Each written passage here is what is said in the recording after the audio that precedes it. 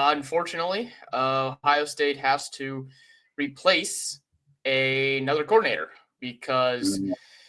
Chip Kelly decided to make the decision to bolt to the NFL. And now he is the new offensive coordinator for the Las Vegas Raiders. So I've got a lot of questions for you, but first I want to hear what your initial thought was when Chip Kelly, when that news hit that Chip Kelly was heading out the door. Well, I wasn't surprised. I won't say I always knew because of course, I wouldn't know this, but I was of the mindset that Chip Kelly, being age 60, 61, wasn't going to be here that long. Uh, as far as I was concerned, from the outside looking in, it looked like he just didn't want to be a head coach in college football. Doesn't want to deal with NIL. Doesn't want to deal with 18-year-olds. Doesn't want to deal with 17, 16-year-olds. Doesn't want to deal with recruiting business, working all year, no time off. Yep. Boosters. Should I keep going? Athletic department. Like, it's just, there's a lot you got to deal with. Parents. So it felt like he didn't want to deal with that anymore. Came to Ohio State based on what Ryan Day said on Joel Klatt's platform at an interview, and actually the news broke while they were recording, which is funny. But I was going to ask you about that also. Yeah, and it felt like we can get more to that, but it felt like Ryan Day knew this. It looked like they had a handshake agreement. I think Chip Kelly knew that being at Ohio State for a year with the talent that we have was gonna probably have his name up in NFL circles really quickly, more so than it already was, and it worked. And now the guy is the highest paid coordinator in the NFL for the Las Vegas Raiders, and it's worth it. I mean, it was worth it, and he deserves it. Yeah, and I mean, you and I had talked about how we didn't think Kelly was the long-term answer as the offensive coordinator here. Like you mentioned, he didn't want to be a head coach in college for all of those reasons.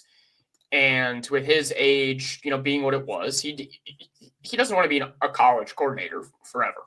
He would rather have the opportunity to go back to the NFL, show that he can actually, succeed at that level, whether it be a coordinator or a head coaching job. Mm-hmm. My opinion is he's going to try to become a head coach again. He wanted to springboard as a coordinator into the NFL to try to get one last gig. Yeah. Quite honestly, this year could not have worked out more perfectly for him. He decides to join Ohio State late after Bill O'Brien bolts for Boston College. He gets to coach one of the most talented rosters that college football has. And then they win the national championship with the offense playing a large part of that. Things could not have gone better for Chip Kelly. With a brand new quarterback. Yeah, exactly. So, you mentioned Joel Klatt, the podcast he talked with Day, and Day said, hey, when I hired Chip, we talked about the fact, hey, wouldn't it be great if we could, win a national title together and, just kind of, have that relationship where it's just us to do that. And that's exactly what happened. And he obviously wasn't surprised. What was surprising was that, I didn't hear any news about him interviewing with the Raiders. We'd heard the rumors of him with the Texans and the Bucks, but I mean, did you hear anything about Vegas? I didn't. No, I did not. But it felt like Houston probably was going somewhere around like a normal range of pay. But as we know about the Raiders throughout history, when they hire a coach or a player, they make a splash with it. They go big.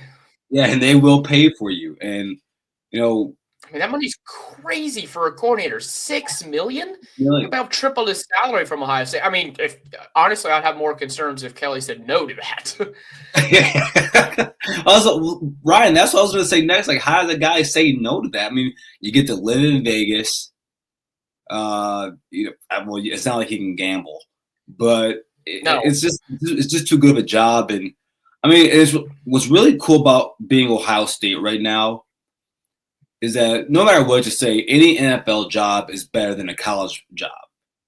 But right after the NFL, Ohio State has probably the three biggest or most wanted positions in football, and that's both coordinators and the offensive line coach. And I mean, even with losing them, it doesn't worry me. much. And I'm going to disagree with you a little bit on the fact that any job in the NFL is better than a college job. There are certain situations where you don't necessarily want to be in the NFL. And I'm including even coordinators with that. In some instances, with a program like Ohio State, they can offer a ton of money for a coordinator to kind of keep them from going to the NFL. Now, head coaching, you're not going to beat that. Anybody's going to want a head coaching job. But I think there's few programs that can offer enough money and perks where it at least is a conversation to stay. And yeah, I agree with that. I don't blame Chip at all for leaving. Like I said, I have more concerns if he decided to pass on that money. I think I'm a little surprised by his choice to go to Vegas, with the talent or lack of talent that they have.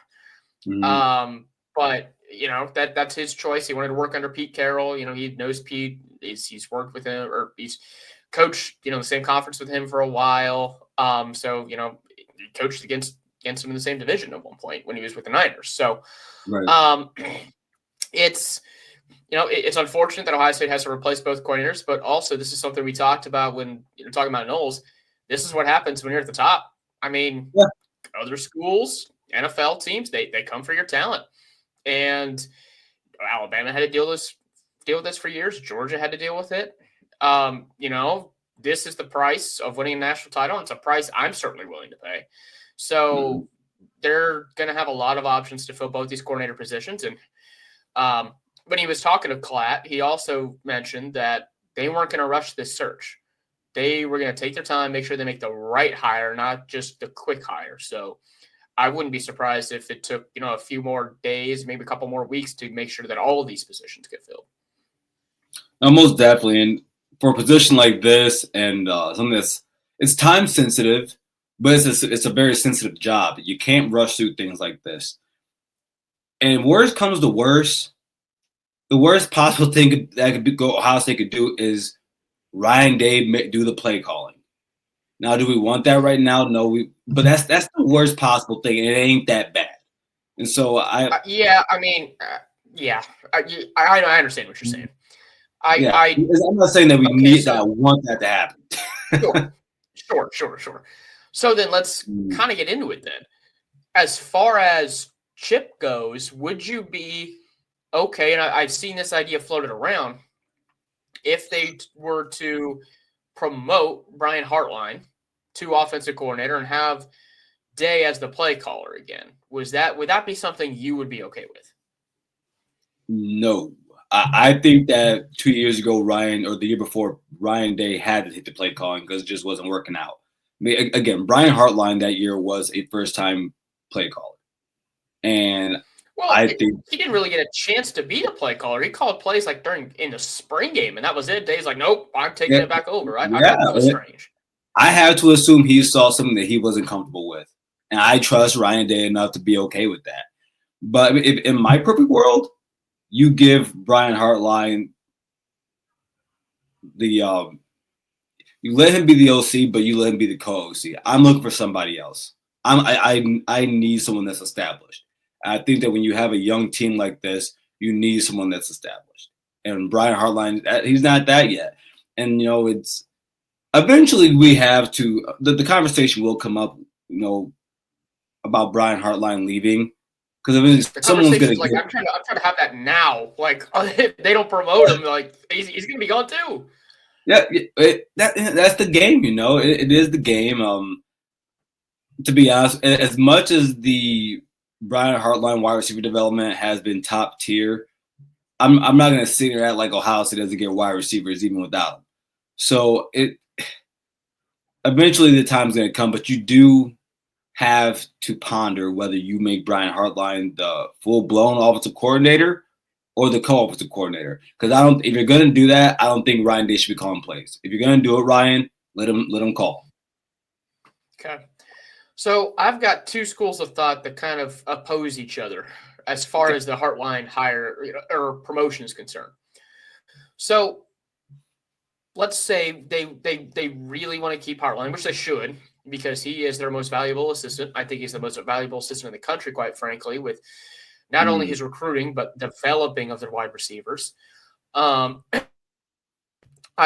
also think that he is going to want to eventually call plays. Like, he wants that promotion. He wants to have that on his roster, or I'm sorry, on his resume, so he can eventually get a head coaching job. Like, he's interviewed for a couple head coaching positions that are, regional here, but no one's going to give him a head job if he hasn't called plays or even really coordinated an offense.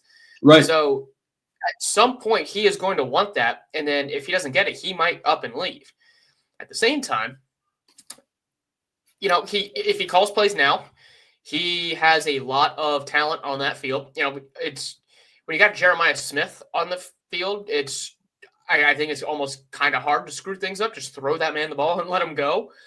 But at the same time, it does scare me to have a first-time play caller at Ohio State, especially one with this much talent, where if they do screw it up, then you're kind of back to square one. Like, you're in a Kerry Combs situation with what he did with the defense, and that's not something I really want to have happen. So I'm conflicted.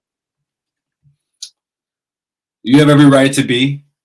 It's not an easy position to be in. Again, if worse comes to worse, and we get a situation where a few games the offense isn't looking good, Brian Hartline is the OC. It's not working out. We can always fall back on Ryan Day. At the end of the day, Ryan Day is one of the top play callers in college football. As much as everyone wants to forget that, and we wanted him to move to the CEO position, which he should have, he's still one of the best play callers in the nation. But and then the funny thing is, I don't know. Go ahead. Go ahead. I was going to say, I had some issues with his play calling. The final season he called plays up until the Georgia game. I thought the Georgia game was the best game he called in his play calling career. But I will say, if it does fall back on him, I'm hoping he takes some notes from Chip and he just keeps going with the aggressive offensive play calling like he had. If he does, I hope he learned. But continue. No, and no, I'm going to add on to that. And if you're Ryan Day, you have to switch the offense to some extent, depending on who your quarterback is. Like, say if somehow Tavian St. Clair is the quarterback next season, you probably want to run something more that's like Will Howard's offense, JTT's offense, whatever that looks like. And then if you have Julian Saint, you are going to have to make some type of changes. But if you don't have to, man, you got to let these guys know, whoever comes in, look, this is what we had success doing last year, specifically at the end of the season in that playoff. What we're going to do is spread these teams out, throw the ball, and pass the ball to open up the run.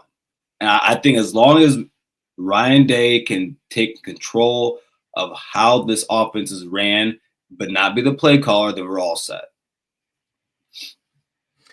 I think that whoever the hire is, whether it's Hartline or someone from the outside,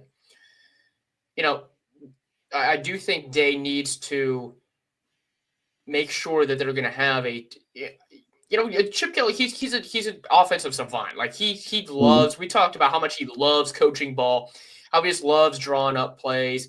I mean, hell, he took a play from the Ohio State National Championship game against Alabama and used it against Notre Dame. Yeah. So, like, he does that kind of stuff. And if it's going to be tough to replace that, but whoever he hires, he needs to make sure that they're going to have the same sort of aggressive mindset where, hey, if we're going to get beat, it's not going to be because we turtle up into a shell and beat ourselves like that happened against Michigan. It's going to be because we just simply didn't execute the game plan, and we'll figure out those issues, as they come.